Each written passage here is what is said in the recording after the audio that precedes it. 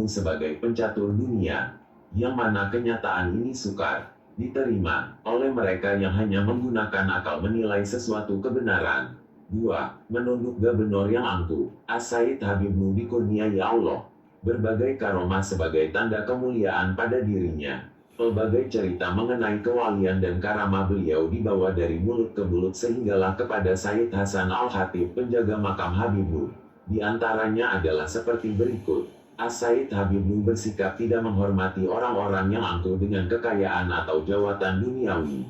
Begitulah, walaupun orang menghormatinya atau takut kepada Crawford, gubernur Singapura ketika itu, tapi Habibmu tidak takut kepada wakil penjajah itu. Dalam satu peristiwa, Gubernur Crawford marah dan menghina Habibmu karena beliau tidak menghormatinya. Tiba-tiba sahaja kereta kuda yang dinaiki gubernur itu terlekat di bumi dan tidak dapat bergerak. Gubernur naik marah dan bertanyakan hal itu kepada pengiringnya.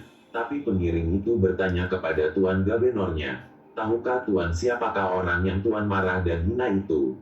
Gubernur menjawab, "Itu orang gila. Sebenarnya dia bukan gila tapi dia orang baik dan ada karamah. Lihat bila tuan marah kepada dia, dia sumpah dan sekarang kereta tuan tidak dapat bergerak," jelas pengiringnya. Gubernur menjadi takut dan akhirnya meminta maaf dengan Habibmu. Setelah Habibmu menepuk-nepuk kaki kuda itu, barulah kuda itu berjalan pantas seperti biasa. Sejak itu gubernur sadar betapa As-Said Habibmu mempunyai kelebihan luar biasa. Bagaimanapun, pada satu ketika gubernur terus bersikap bongkak dan sombong, dan memerintahkan orang-orangnya menangkap Habibmu, dan mengurung di dalam penjara dengan kaki dan tangannya dirantai. Tindakan keras ini diambil karena As-Said Habibmu tetap enggan menghormati wakil penjajah yang beragama Kristen itu.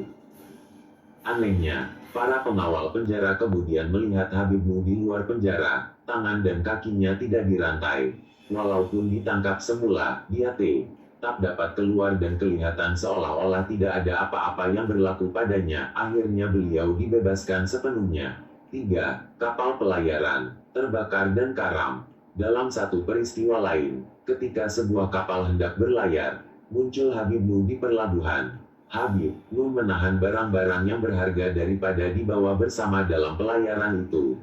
Orang-orang yang terlibat tidak senang dengan sikap beliau itu, tapi beliau tetap bertegas, tidak boleh barang-barang yang berharga itu dibawa. Setelah lama berbalah, akhirnya orang ramai terpaksa akur dengan kemampuan Habibmu itu, dan pemilik barang-barang tersebut tidak jadi mengirim barangnya dengan kapal itu.